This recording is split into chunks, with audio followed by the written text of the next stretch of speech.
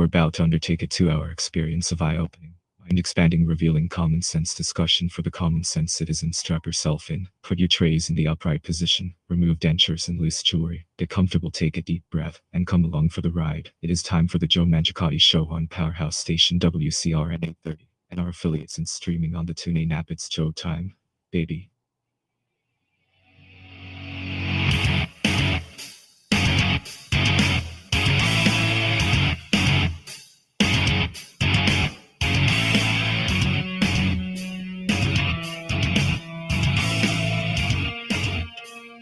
All right, folks, good morning and welcome to the Sunday edition of the Joe Mangiacotti Show. That's right, the 16th of January already. I'm Joe Mangiacotti from the Box Drop Middlesex Mattress Outlet Studios. On the board is Jazz. Good morning, Jazz. Good morning. Sunday back. This is your Sunday. Cam was in last week.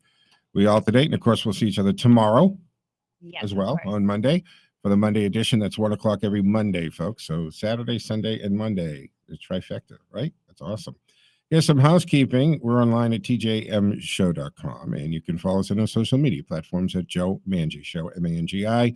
And you can join the conversation at any time at 508-871-7000. That's 508-871-7000. And text us in real time at 617-297-8388, 617-297-8388. Or email textshow@gmail.com. All right, we're on the TuneIn app. So you can punch us into the TuneIn app, WCRN, take us anywhere, stream us on your device. We're also live streaming the show on a couple platforms, our Facebook page, our Twitter page at Joe Mangi, and the YouTube channel, Joe Mangiacotti Show, as well as my LinkedIn page, and even on Twitch TV. So several ways to listen to the show. All right, 7 o'clock, we go to Conservatively Speaking. Mike Wade joins us in studio, and it becomes the Conservatively Speaking show with Mike Wade. He'll take us to 9 o'clock, and of course, Peter Blue in at that time. All right, so interesting week. Joe Biden's had a pretty tough week, as we've talked about, and started to get into a little bit yesterday. But he had a couple 1-2 punches between this, SCOTUS, Supreme Court, coming back and extending the stay on the employers over 100 employees. And I think that's the way I don't like the split on it. I think the split should have been more in favor of the stay, opposed to being a 6-3 type of split on that one. But President Biden, he's had a tough week, right? His critics on both sides of the aisle are condemning the very big losing streak. This week alone, right? He had the speech on his push to pass this voting bill. Now, this is a whole nother discussion, folks.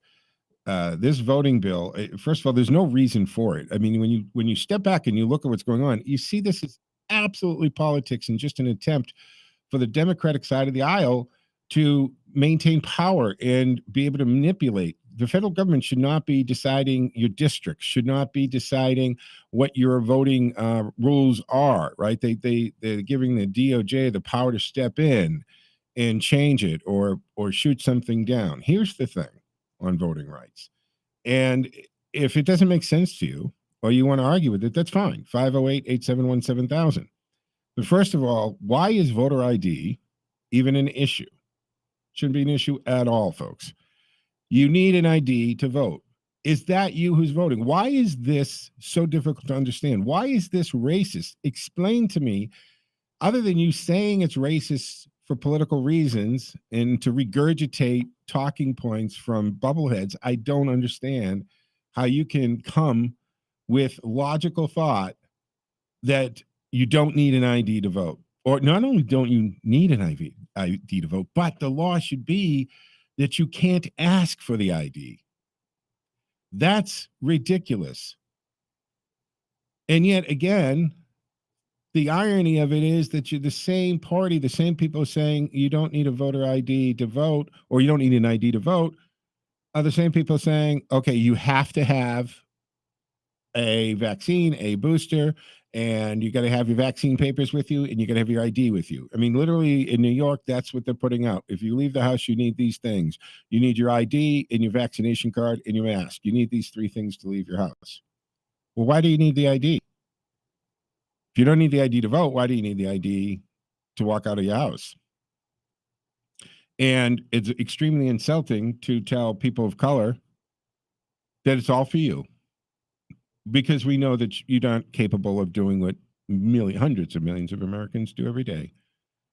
And that's lead your life normally and have an ID in your pocket. How insulting is that? And it's not like you're not hearing that from the Black community. I don't even know if you can find people on MSNBC of color who are saying that. Point is, the federal government should not get involved with this, right? As soon as Biden was handed the loss and that the Build Back Better, and there you go, another example of just throwing a name on something and expecting us to think because the name sounds great, it must be great legislation. No, it's not great legislation. They want to hire tens of thousands of IRS agents. They want to go after, look at this $600 transaction thing. This is giving the federal government carte blanche to poke into all of your bank accounts and look around with no warrant, no probable cause, no reason to really be in there. Is that the world you want to live in? Now, I'm all for not, going after tax cheats. Everybody should pay their taxes. And when they say, oh, we got to go after the billionaires and millionaires, well, why are you going after them? I don't even like that terminology, going after them. It's you, Congress. The same people are saying this. Members of Congress, you guys write the laws, including the tax laws. But you're okay with Nancy Pelosi's finagling the bagel the way she does, her and her husband? How about those tax returns? She's using, and the husband are using the tax code to their advantage. And one might even say beyond their advantage, that they might be, using information gotten because of her position to make financial moves. That would be insider trading to the rest of us. There needs to be, I think, some accountability on Congress when it comes to stocks, because you've got a person who's controlling the legislation, the debate, when bills get to the floor or don't get to the floor, seriously affecting these corporations that they're buying and selling thousands, if not hundreds of millions of dollars of stock in. That doesn't come off as a little, conflict of interest there, folks? But getting back to this voter, right? As soon as he was handed the defeat, he was told it's not going to happen. Thank you, Senator Manchin. Thank you, Senator Sinema. People of integrity who held their ground under incredible pressure. We have no idea the pressure that they've gotten out of the camera light, right, out of the spotlight. I mean, Manchin's been harassed on his private time on his boat. Sinema was followed into the ladies' room. I mean, that's just crossing a line. Not to mention, it's actually illegal to be filming somebody in a restroom, but no consequences whatsoever. So when they stood their ground and he was pretty much handed the defeat that the Build Back Better bill isn't going to happen, thank goodness. Kill the bill, save the country. He pivoted immediately and said, well, the most important thing right now that we have to do is pass this voter bill. What's interesting, someone should say, I'll tell you what, Mr. President, Speaker, we'll give you this voting bill, but it won't come into effect until next year when the Republicans are controlling the House. Would you like that? See, they want this bill in effect before they lose control of the House so that they can guarantee they don't lose control of the House or the White House. But that's just for chuckles, I'm saying that. The bill cannot pass, and it should not pass, and it would be unconstitutional. We'd have to go through the ranks, and we'd have to challenge it. We'd have to get up to SCOTUS, and they'd have to say, no, the Constitution clearly says when it comes to voting, it's upon the states. And that was the problem in the 2020 election, folks, is you had Secretary of States and governors changing the voting laws or the way voting was done, and they didn't have the power to do that. It's clear, it's laid out clearly in the Constitution that the states will determine their voting. And then the states did do that. And they didn't have drop boxes. And the dates and when you can vote were clearly outlined. And they just arbitrarily changed the dates and said, "Oh, we can take votes, 10 days after the election date." Things like this. Why does that need to happen with the pandemic? There's no correlation between the two. The virus doesn't make people stupid or forget things. The voting day is the same. The mechanism was in place. If you don't want to vote in person, you can vote absentee, period. But that is following the traditional absentee process. The only thing that I would have gone along with in changing that is in some states, when you requested to vote absentee, you needed to give a reason to the clerk. And the clerk had the authority to say that's a good reason or not a good reason, which, by the way, I never agreed with anyway. Why should the clerk determine that? I think that if you don't want to physically go to the polls, you have every right in advance to call up and say, send me an absentee ballot.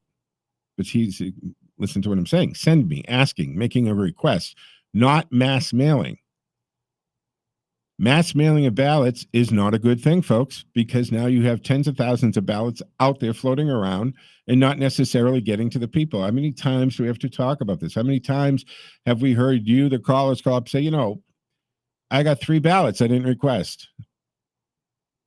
I've said it here. We've had people who work here, another fellow host here. His daughter's been in California for over 2 decades. 3 absentee ballots comes to the house outside of Boston here. And people, well, did she request it? No, she didn't request it. She hasn't lived in the state for 2 decades. But because her name's still in there, they just mailed it to the house with no request. That is mass mailing, and that is wrong. So is third-party collection. That's called ballot harvesting. You got to liken this to a chain of custody, folks. And the chain of custody shouldn't be broken. Once you receive your ballot, and only one ballot gets mailed, period, and only upon request. That's the way it should be, not mass mailing. So you request that ballot, you get it, you fill it out. And what is the problem with having someone sign as a witness that you voted? And then you sign it, and your signature is verified back at the clerk's office. They had communities doing away with the witness, doing away with the signature. Or you had places like Georgia who used the electronic scanner for the signatures. Fine. But there's a sensitivity rating on that. You can tell the computer, which is using scanning and IA technology, to determine if that signature belongs to the person it's supposed to belong to. But Georgia turned that sensitivity down so that any scribble that came through would just be passed as being your signature. Wrong. It should have a sensitivity that's going to make the match. And if it comes back, it doesn't match, then it goes to a person to look at it. And then you mail that back in, and your vote's registered, which means that the book that's at the polling place should already be denoted that that person has cast a vote, so that nobody can walk in the day, election day, and say, I am so-and-so, and cast a second vote. Now, we don't have to confuse it with ballot boxes or being dropped off all over the city or town with nobody watching them, and anybody can go up at any time and put a ballot or ballots into it. Now you've broken the chain of custody. So this ballot goes out to your house. You fill it out, you witness your signature, it mails back, the clerk does his thing or her thing. That's it. You've cast your vote. Done. No other steps. No other ballots generated. That's it. Nobody should be collecting the ballots. Again, why are they assuming or acting as though this virus that has hit us makes us incapable of doing these simple things that we do every day? And you have the option of going to the polling place the day of election. Because if you can go to the grocery store and you can go to the post office and the bank and shopping at TJ Maxx and going to, I don't know, family dinners out to eat or dine out, you can go to polling places. We're at the point, and finally, we have people on the left and at the talking heads at MSNBC and CNN and places saying it's time to live with it. The coronavirus is on the planet Earth now, folks. It was made in a lab. It got out. It's gone through the planet. This latest variant, Omicron, we've talked about this. It's basically nature's vaccination. It will spread extremely easy, but it's a lot less severe. And that means that everybody will get it. Right now, it's on par or not even as bad as the flu. That was an interesting tidbit I caught on the news the other night. A doctor explaining that the Omicron variant can be more milder than the flu strains that we've had in the past. And we live with the flu every year, right? We even have a season called the flu season is here. Get your flu shots, wash your hands, take precautions. We have to live with the coronavirus. It's on the planet now. It's going to be part of it. We will build up immunity over time. So we will have the corona or the corona flu shot equivalent. But we need to get back to living our lives the way that we lived them and acting normally. And this means no more trickery when it comes to voting. So this voting bill has got to go down. It's got to go down. It can't pass. It doesn't pass constitutional muster anyway. In addition to the fizzling legislation and court defeat, right, polling shows the public's approval of Biden's job performance continues to crater. Right? His promise to shut down the virus. And for most of us knew that was an impossible promise. Why are you making a promise that can't have? You can't shut down a virus. You would have to shut down the host. See, a virus, like any parasite, needs a host to live. So what are you saying? The only option you have there to shut down the virus is what China was doing in the early days of the pandemic, welding people into their homes. And then actually not going back to unweld them out, by the way. That's another tragedy that we haven't talked about. So you can't shut it down. You have to manage it.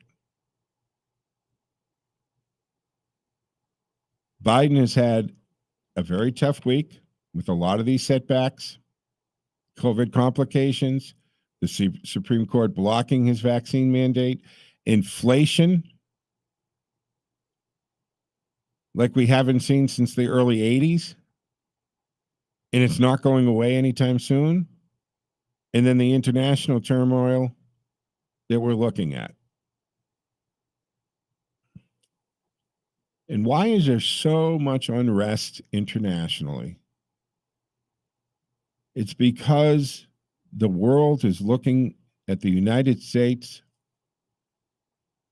wants this powerful economic powerhouse, military powerhouse, and they're seeing weakness. They're seeing weakness in our leaders. They're seeing weakness in our president. And it's the time for them to make moves that they wouldn't normally make. And that includes mainland China annexing, not even annexing. They've never considered Taiwan anything other than part of China, a Republic of China. And they constantly talk about the reunification. And it's going to happen one way or the other. They willingly do it, or it will be done Hong Kong style. In Taiwan, Taiwanese people do not consider themselves part of China. So you have this problem.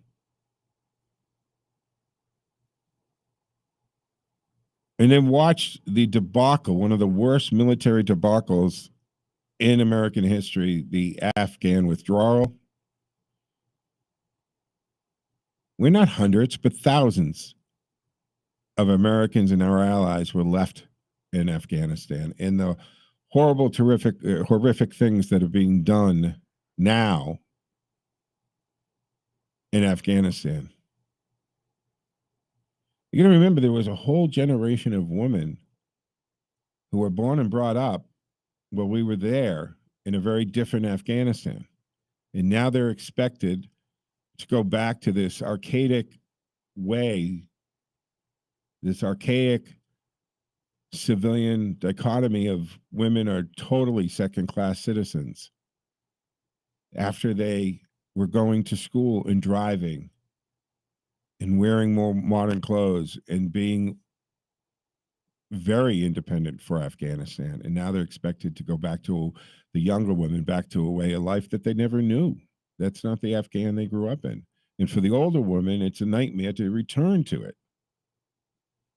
And those that has assisted the United States are being hunted. And this administration isn't even acknowledging it because it would acknowledge what a mistake they would made. The withdrawal was horrible. We know that 13 service men and women were killed in the bombing, which should not have happened. The fact that we gave up Bagram Air Force Base will never make sense to me. How do we justify that? We built the base. It's a mile from China, right? A short distance from where China has nuclear plants. That would have been an extremely strategic Air Force base for us to have maintained. We could have maintained, we maintain Air Force bases all over the planet. There's no reason that we needed to get out of that base. We had 2 prisons on the base that they emptied, and the people that were in those prisons have come back. And one of them was at least part of that bombing that took 13 service members out. And now they're back to doing bad things, and we had them in prison. We could have maintained that base. We didn't have to have a big presence in Kabul. We didn't have to be in the same occupation. Matter of fact, we could have gone with the 2,500 service people in Afghanistan just as a stabilizer. We did it in Vietnam. We did it in Korea. We have bases in Japan. We've got them all over the planet. Why?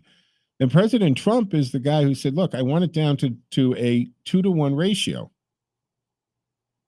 For every American soldier, NATO needs, the collective forces here needs to have 2 soldiers for every one of ours. So we had 7,500 soldiers there, 2,500 American, 5,000 as a combination of German and French and English and just NATO.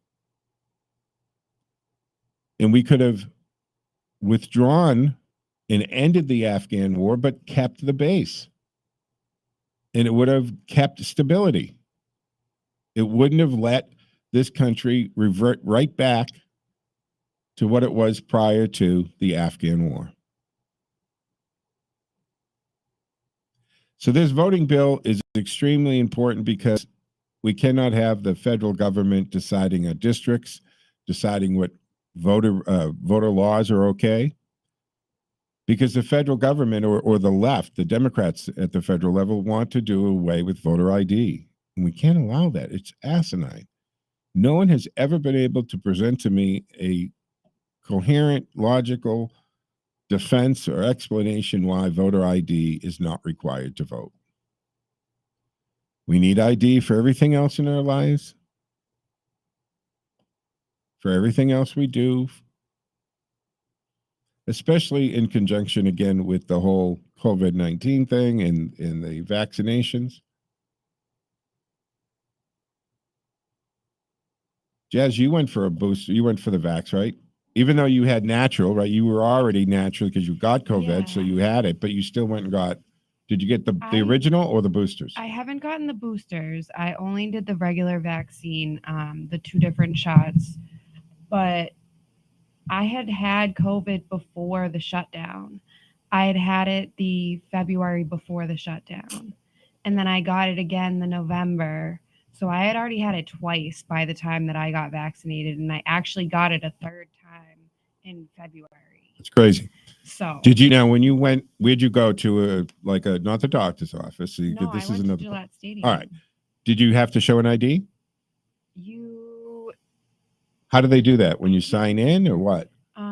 So you had to make an appointment online beforehand, put your credentials in and everything. Right. So you had to put your ID information in Yep. to make the appointment. You go there. Did they ask you who you were? They asked to see the ID. Yeah. Oh, okay. So again, you needed your ID to get the shot. Right. All right. So you need the ID to get the shot, folks. And there was one other point I'm going to make on this before we end up, but we do have to take a quick break here at 29 and a half minutes after the hour. This is the Joe Mangiacotti Show from the Box Drop Middlesex Mattress Outlet Studios. Stick with us. We'll be back on the other side.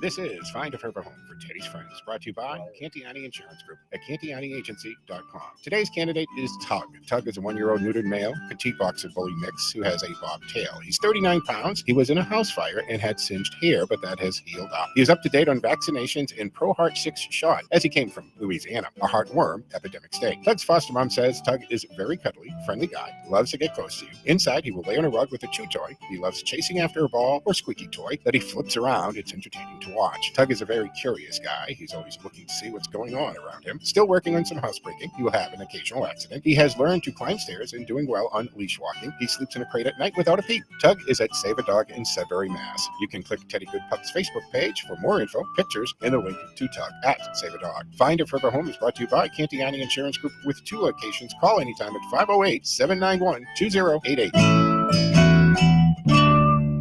We know why you're awake. Your child is about to get their driver's license. Levante's Auto School offers 1-week driving programs to help make sure your child stays safe and focused behind the wheel.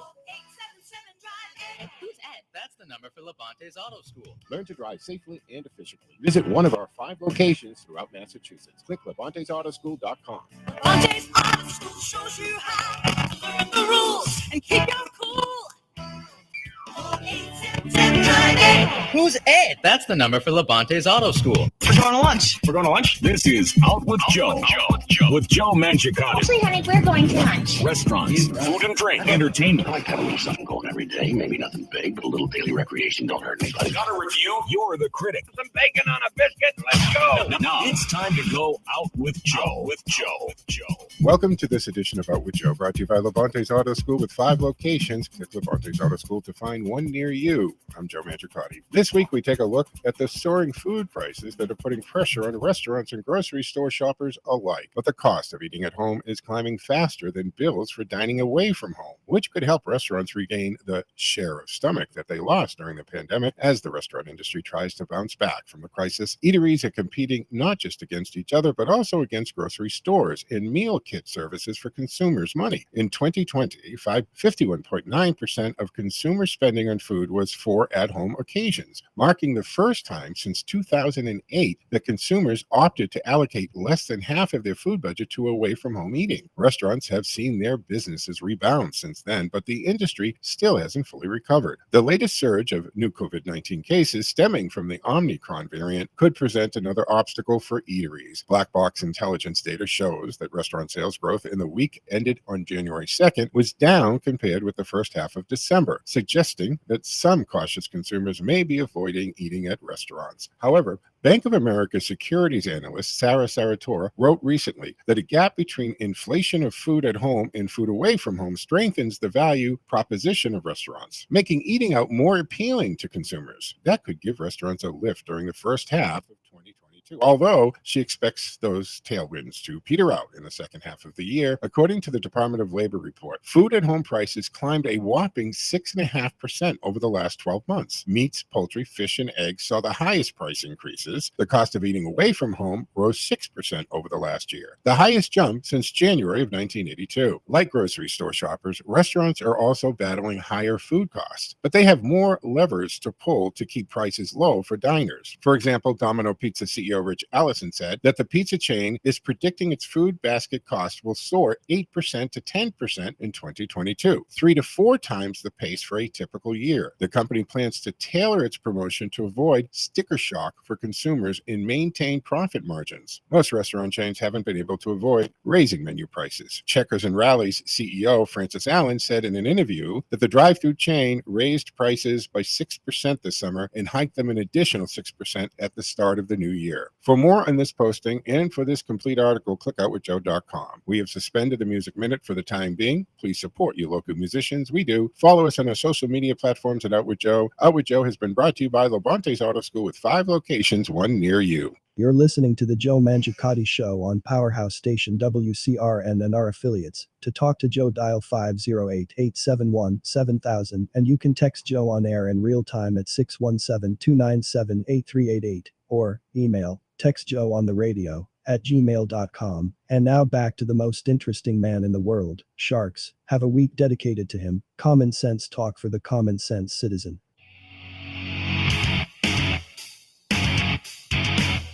All right, folks, welcome back to the second half of the first hour of the Sunday edition of the Joe Mangiacotti Show from the Boxtrot Middlesex Mattress Outlet Studios. I'm Joe Mangiacotti, 508-871-7000 to join the conversation. That's 508-871-7000. And don't forget that our text line is up and running at 617-297-8388. Or you can email textjoeontheradio@gmail.com. All right, one more thing on this, the whole vaccination thing that never sat right with me, and I wonder what you think about this, is why haven't the vaccinations been done through the doctor's offices, right? This whole thing of setting up vaccination sites in vans, right? They literally have vans just parked on the side of the road, and you're supposed to walk up and let these people inject you with stuff. That always seemed a little crazy to me, off to me. That you get your flu shot, you can get it at the pharmacy, but usually your doctor's office. Every time I go to the doctor's, they say, "Did you get your flu shot yet?" Not having it go through the doctors for some reason is as if they wanted to circumvent the discussion between you and your doctor. They wanted to eliminate that. They skipped over the doctors and just said, we're going to have vaccination sites. It's a little indoctrination feely to me. It's strange that we're sending as in mass population to these pop-up centers that you go get these shots and we need to do this. And I don't know, it never sat right. I think it should have been something where your pharmacist or your doctor, you go get the shots, and that's where they should have been distributed through. I don't know. What say you on that? 508-871. You wanted to. It brings it back to the pharmaceuticals and like the days where we were just getting handed out Percocets and everything like that, just willy-nilly. Like, you knew these things were addictive and you were handing them out like crazy anyways through the doctors. Well, that's funny, because the next thing I wanted to talk about this morning is actually fentanyl. And this ridiculous murder rate, and I'm calling it murder. Look, they're saying they term these deaths from fentanyl as overdoses. They're not overdoses, folks. It's murder. Fentanyl is being slipped into other drugs. See, pharmaceutical fentanyl is a synthetic opioid, right? And it is approved for treating severe pain, typically advanced cancer pain, but it's 50 to 100 times more potent than morphine. And it's prescribed in the form of a transmetal patches, right? Lozenges type of things that can be diverted. It's coming from China. It goes to South America, and it comes through our porous borders, and it's being put into other drugs. And so when somebody who takes something thinking it's one thing and it's laced with fentanyl, which is a little tiny bit can kill you, and they die from it, that's not an overdose. That is not an overdose. So you sometimes you have people who they aren't druggies, they're not addicts, but they going to maybe at college or what have you, they're gonna take a drug for a party, and they're thinking they're taking something as a party drug. It's laced with fentanyl, and they die, one shot dead. You're gone. You're never coming back. And why aren't we paying attention to this? China has been poisoning our citizens now for years. And we know what the path is. We know what it is. We know how it's coming in. Why doesn't CNN have a ticker on the bottom of their screen for fentanyl deaths? A fentanyl death is not an overdose. At best, it's manslaughter, but it's really murder. It's being put into these drugs and it's going to kill. And we need to pay attention to this. And where is the emergency act here?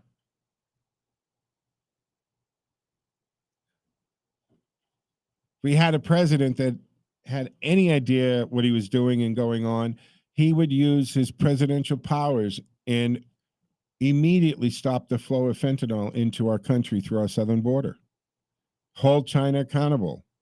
This is a whole nother topic that really gets me upset about the use of the term overdose. First of all, it's not an overdose, it's straight out murder. And this can be stopped. And this is part of a bigger plan as far as I'm concerned. 508-871-7000 to join the conversation. Let's go to Ken in Bolton, who's been waiting patiently. Good morning, Ken. How are you, sir? Very good. And hello, Joe, and hello again, Patriots. Although I guess this morning we're not going to focus too much on the football team as opposed to the citizens and political minded. Because the game didn't go so well last night. I didn't. What happened? Did they win, lose? I have no idea. 47-17. Yikes. Didn't go our way. Not even close. All right. Very rough night. All That's right. okay. Well, hey, I mean, they're named Patriots for a reason, right? I mean, it's the football team's named after the Patriots, not the other way around. So there you go. Exactly. So let's get back to the what started all of this. And let me start by saying that just your first 40 minutes today, wow, you have been on fire. One of your best.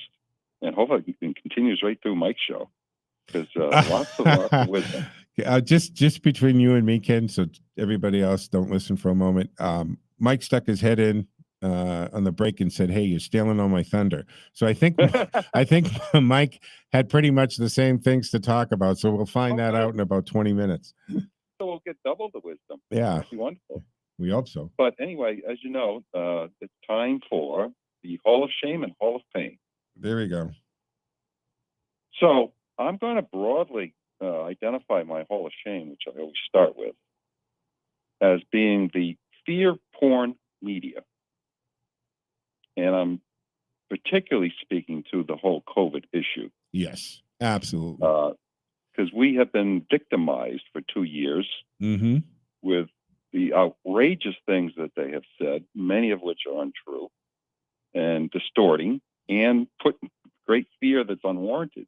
Now, Ken, let's pause for a second, because what you just said, it's interesting now, the things that the accepted media are saying that we on the conservative side for 2 years, a year and a half to 2 years, have been saying we've been being banned, shadow banned, blocked, and even kicked off of platforms for saying the exact things that are being said now, but because they're being said by the accepted media, that's okay.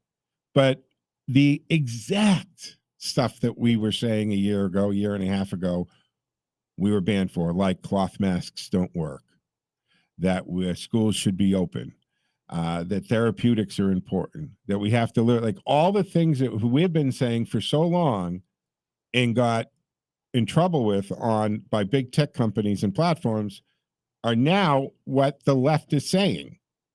So just need to point that out, that this is, welcome to the club. Thanks for catching up with us. And shame on you. And now now you're saying to the big tech companies, why aren't they being banned? You banned me. You shadow blocked me. You suspended me for saying that exact thing or posting that exact doctor who said that a year ago. Just pointing that out. Have you noticed that all of a sudden now the things we've been saying for almost 2 years are acceptable now to be said? Well, effectively, the media, which should ban themselves, the the public's figuring it out. Just look at CNN ratings that during the first week of January were down 90% from the previous year equivalent. I don't know how they Whoa. keep the lights on, to tell you the truth. I think, CNN, they need to probably rebrand, maybe change the name too. But I mean, they got rid of Cuomo, and now, I mean, how many of their producers and support staff are going to be facing pedophilia charges, sex charge? I mean, this is ridiculous. What's going on over there? And now, let's put a pin in that. But seriously, how do they keep the lights on? I mean, I understand, and I've gone through this before, folks, that CNN, like all cable companies, when you pay your cable bill, there's a fraction of a penny or a few cents. I don't know what the breakdown is, but some of that money trickles back to these networks for providing content for the cable companies. And that's pretty much how CNN has existed because of your cable subscription. So a couple things have been happening over the last few years, Ken, right? You got people cutting the cord. I did it years ago, and I'm all streaming. I don't have cable boxes. I did none of that. I have straight news services and streaming services. That's it. So they're, and a lot of other people have done the same thing, cut the cord. So they've lost a lot of revenue because of that. And they've lost revenue because they don't have viewership, right? They don't have viewership. Jesse Waters just got that primetime spot on Fox, 7:00, right? Waters primetime now. He did his last show last night. What happened when that was announced, right? They went out of their minds, right, over at CNN and MSNBC, right? They attacked him. Gutfeld has become #1 talk show host at 11:00. And how do they keep the lights on? I don't know. They have internal problems. They've got poor talent. They've got criminals running their shows, right? Sexual deviants and pedophiles. What's going on with them? And they're still acting as though they're credible and should be watched and taken seriously. Right, Joy Reid now, it's the over at MSNBC, they're saying she's gone in the next shuffle. Thank God. I mean, I don't even understand how that woman had a show. Remember her, right? She was the one with the time traveling hackers because of her racist and bigoted tweets. Do you remember that backstory? Probably not that one, but many others. Yeah. Well, Joy Reid, when she got the job, right, they went back on her tweets, and she is such a racist and such a bigot, right, and very anti-LGBTQ. And she said, no, somebody hacked it. Well, these were tweets from years ago. Years ago. I remember that one. Right. So now what do we got? Time traveling hackers, Joy? I mean, unbelievable that these people are looked upon as serious journalists.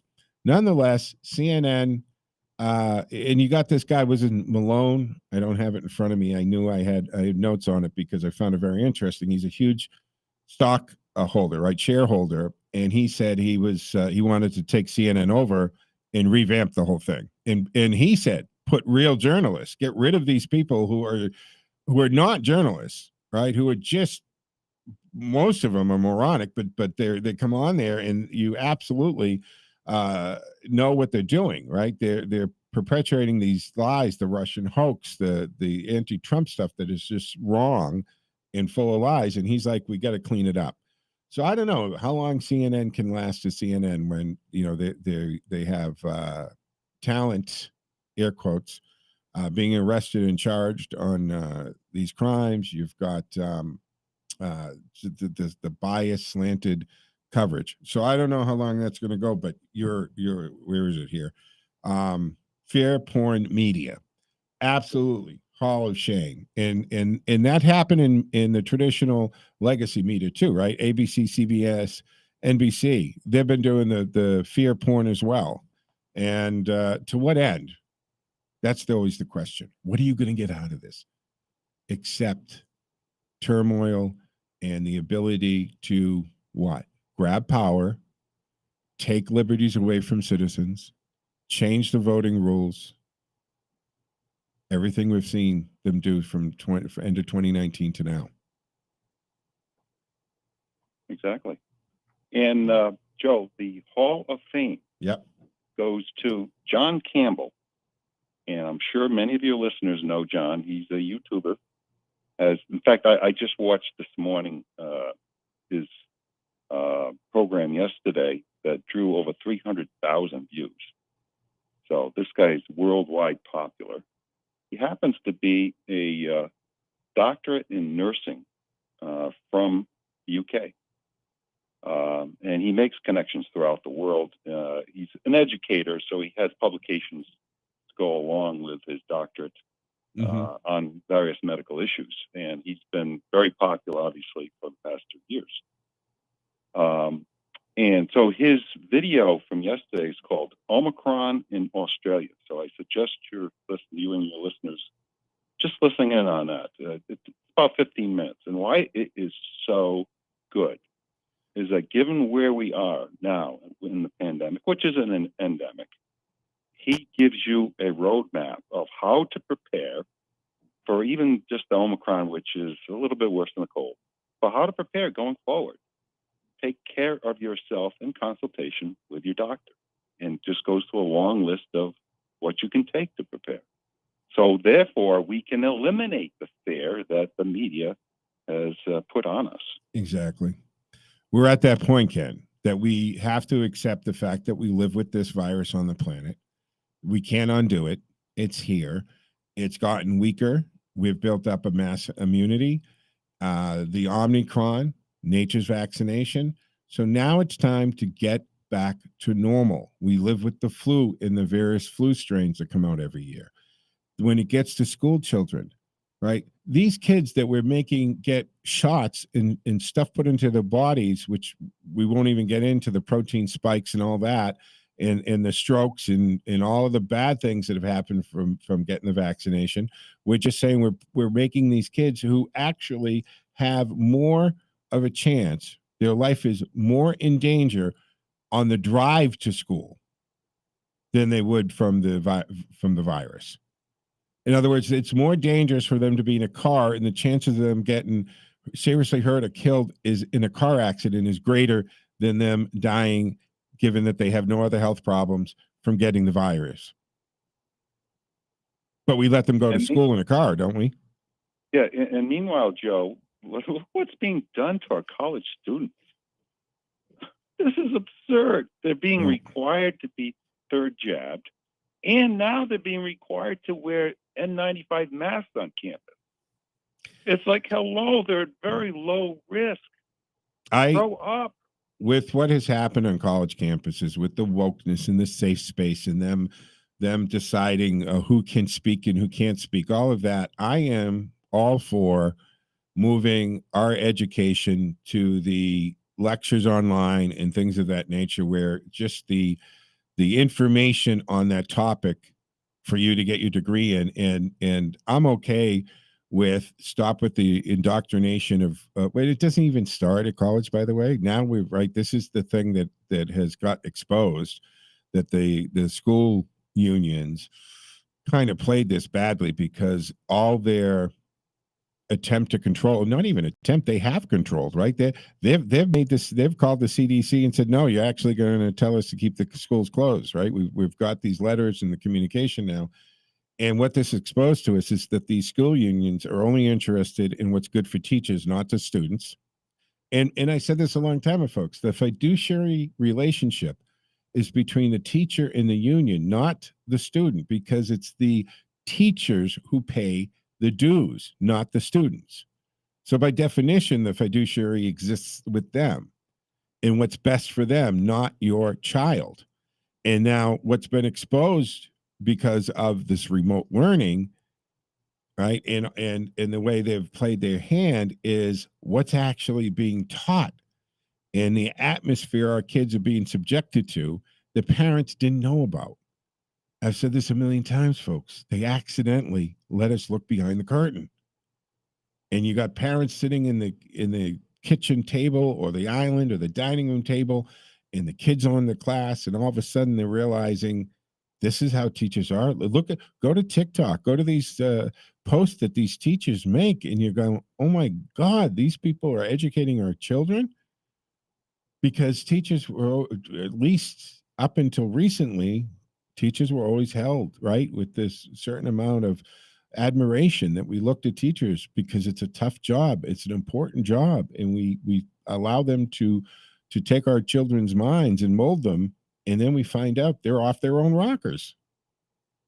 And the stuff that they're saying to them. And this is why we've got to absolutely expand school choice, and the money follows the student, and parents have got to have choice in it. Wealthy parents always have, but we've got to let the middle class and the low income parents have the same choices of deciding who educates their children. We have to do that. Joe, you swerved into another big topic of news this week. You heard about the Education Secretary Cordova, who happens to be from Connecticut, our neighboring state. Did you hear what he did? I knew he was in the news. Tell me what you're talking about. Okay, we remember when they sicked the department, or actually they sicked the FBI. Oh, you're talking about the letter request that they actually wanted. Yeah. So we now found out who it came from. That's what I meant by now all this stuff got exposed. We found out through all these emails that they wanted that letter. They wanted this to open up. They wanted the opportunity to be able to investigate and go after the parents. This is what I'm saying. So it started from the education department. Exactly. And they're getting exposed. They're getting exposed. Yeah. And we know that there's somebody above him that said, hey, why don't you contact the Department of Education? I mean, Department of Justice. Yeah. Who then? So we knew full well that our Merrick Garland is just a puppet.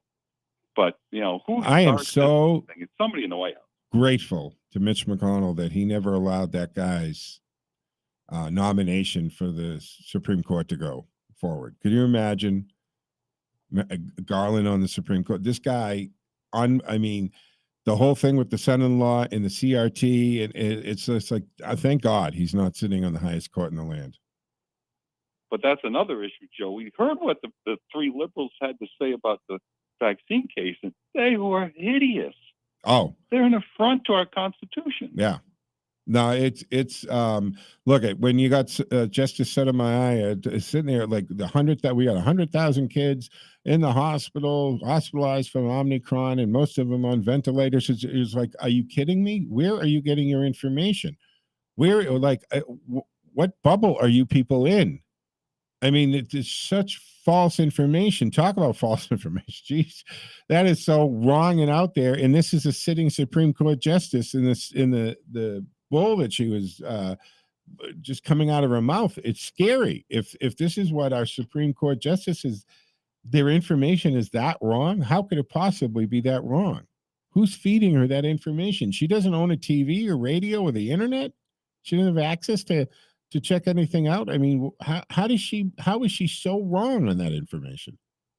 I think we've gone full circle on our discussion. We know where they got the information from, the likes of CNN and MSNBC. You got it. Hey, but Ken, I got to hold you there. We're against the clock. Thanks for the call. I always appreciate it. And thank you for the Hall of the Shame and Hall of Fame. All right, folks, 508-871-7000. Mike Wade coming up at 7 o'clock for Conservatively Speaking in studio a little earlier. Good morning, Mike. How you doing, sir? Good morning, Joe. I think you got to get your mic on. Try it one more time. Good morning, Mike. Good morning, Joe. There you go. It's a good thing I didn't try to talk. The other thing is you're talking about Sotomayor. How the hell can she sit on the highest court in the land and have such bogus information? It's hard to believe. Yeah. I mean, there's somebody who's sitting on the highest court in the land in making decisions that could affect this whole country. And she's way out there. I mean, realistically, I don't understand that. I don't understand. It is a little nuts. I mean, that's my point is when I was listening the day that they were doing the arguments, they didn't have cameras, but you could get the audio. And she started saying this, and I'm thinking to myself, who is this woman? And what is she talking about? This cannot be a sitting justice who has this erroneous information.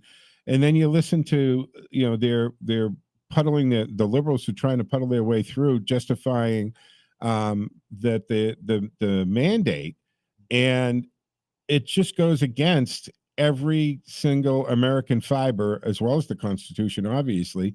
But it's scary of what this door would open to. And I'm already scared at how far we've given up individual liberties and freedoms under the guise of this emergency status. And it's time to reverse all of this. And again, how many times have we talked about this on this show, your show? Conservatives have said this. Look, our freedoms aren't going to be taken away in a big bang. They're taken away inch by inch, eroded away a little bit at a time until all of a sudden we notice.